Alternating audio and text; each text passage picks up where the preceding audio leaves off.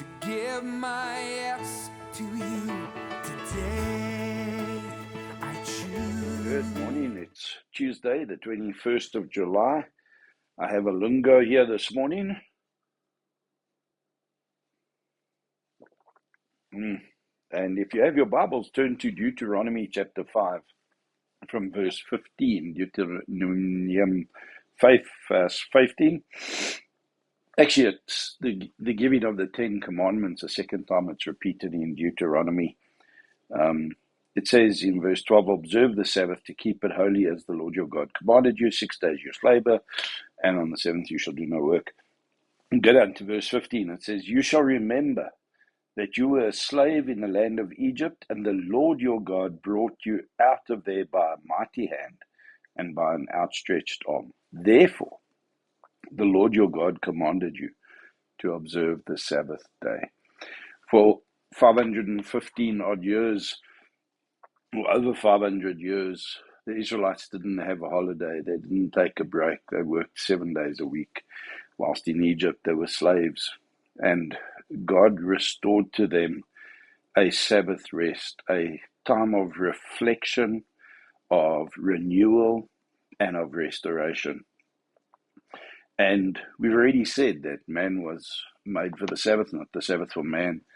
But let me just say to you that as you take some downtime, as you intentionally cease from running around and accomplishing and doing things, because what a lot of us do, as I've already said, is we don't work, but we do other work.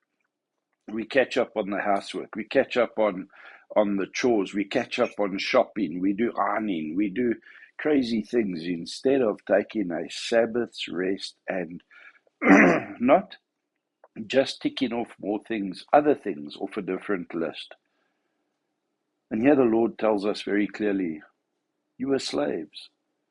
You were caught in bondage. You were tied to the pace of this world. And I set you free with a powerful, a mighty hand. The angel of death in Egypt and Jesus Christ's death on a cross in Calvary for us. But death set us free, a mighty work of God in both cases.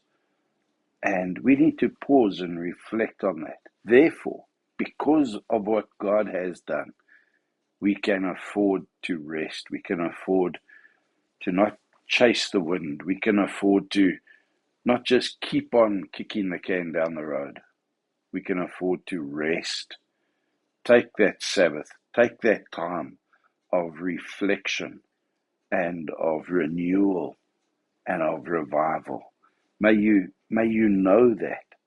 And it's a heart decision. It's not a to-do list to tick off. It's a heart decision that comes to peace in who God is and what He's done for us. And then trust in Him for what He's still going to do for us.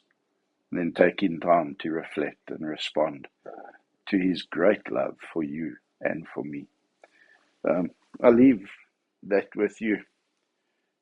You shall remember that you were a whatever, and that I set you free. God brought you out of there by a mighty hand and by an outstretched arm. Therefore the Lord your God commands you to observe the Sabbath day. Have a great, great Tuesday, and may the Lord make you so aware of His presence with you today.